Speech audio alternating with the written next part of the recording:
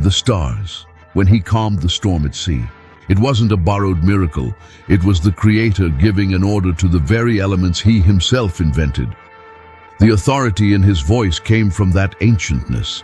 The demons recognized him instantly, not by his physical appearance, but by his spiritual signature. They cried out, "I know who you are, the Holy One of God."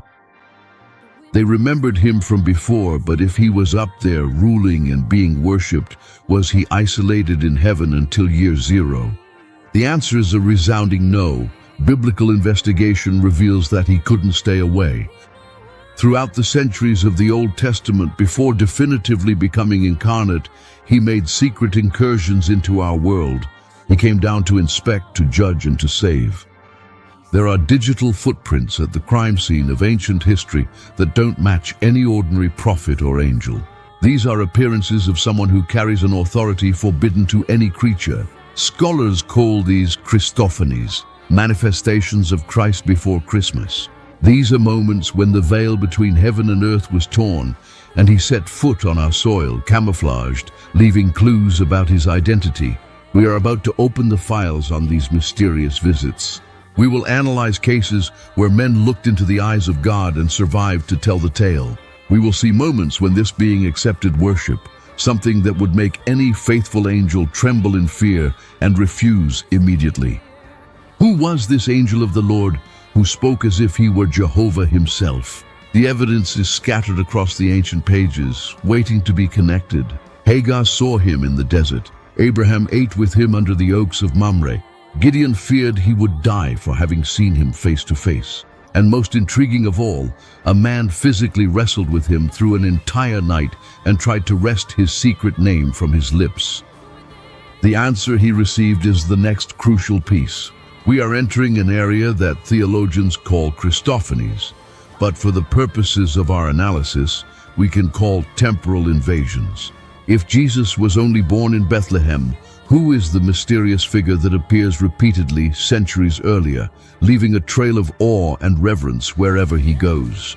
When analyzing the Old Testament, we find a disturbing pattern, a recurring character who doesn't fit into the common angelic hierarchy. Imagine you're watching a period film and suddenly, in the background of a scene, you see someone wearing a digital watch. It's an anachronism, something that shouldn't be there. In the Hebrew scriptures, this anomaly has a specific title, the angel of the Lord. Note the definite article. It's not an angel, it's the angel. The distinction is subtle in the text, but explosive in its implications. The first clue that we're not dealing with an ordinary messenger is his behavior. Normal angels like Gabriel or Michael are strictly forbidden from receiving worship. They are creatures, servants, and when a human tries to bow before them, their reaction is always one of horror and immediate refusal. They know that worship belongs exclusively to the Creator, but this angel of the Lord operates with a different protocol. He not only accepts worship, he demands it. Let's examine the evidence in the field. Go back to the scorching desert, where an Egyptian slave named Hagar is fleeing from her mistress's jealousy. She is alone, pregnant, and expecting to die. Suddenly, she is found by this figure. The dialogue that follows is revealing. The angel does not say, "God will multiply you." He says, "I will multiply your descendants." He speaks in the first person. He assumes the authority of someone who has the power to create life and determine destinies. Hagar, a simple woman, instantly realizes whom she is dealing with. The shock of the revelation is so great that she gives him a specific name at that moment. "You are El Roi, the God who sees me." She did not call him an angel. She knew she had looked upon the face of divinity and, inexplicably, was still alive. It was an encounter with the pre-incarnate, the God who sees human misery and comes down to intervene, a preview of what he would do centuries later on a larger scale.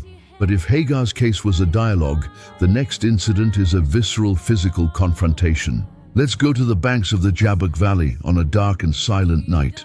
Jacob, the deceiver, is alone, terrified by the imminent encounter with his brother Esau. It is in this setting of vulnerability that the mysterious figure emerges from the shadows, not to bring a message, but to fight. This was not a spiritual vision or a lucid dream. It was hand-to-hand combat. There was sweat, there was dust rising, there was the sound of heavy breathing and muscles straining. A man wrestled with Jacob until the break of dawn. Think about how strange that is.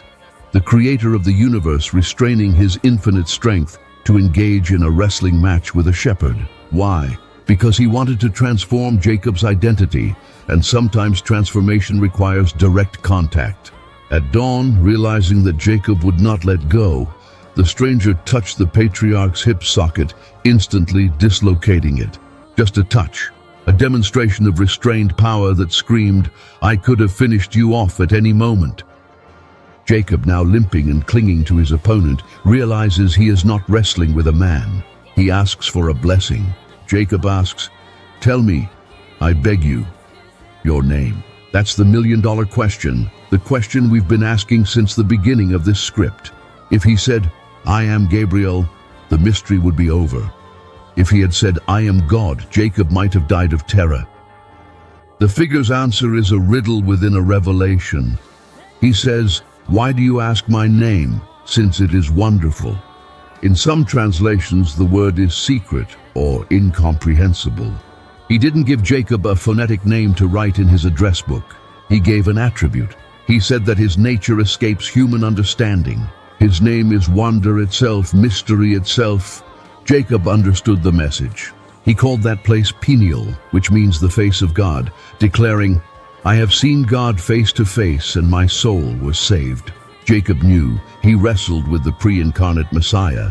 He felt the texture of the skin of the one who, millennia later, would permanently take on flesh. Another closed case that we need to reopen is that of Joshua, near the walls of Jericho.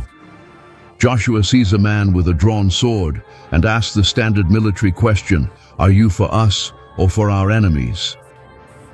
The answer destroys any human category. "No, I am now the commander of the Lord's army." Joshua, the great general, falls face down to the ground and worships him. If it were an ordinary angel, he would have told Joshua to get up immediately, but this figure accepts the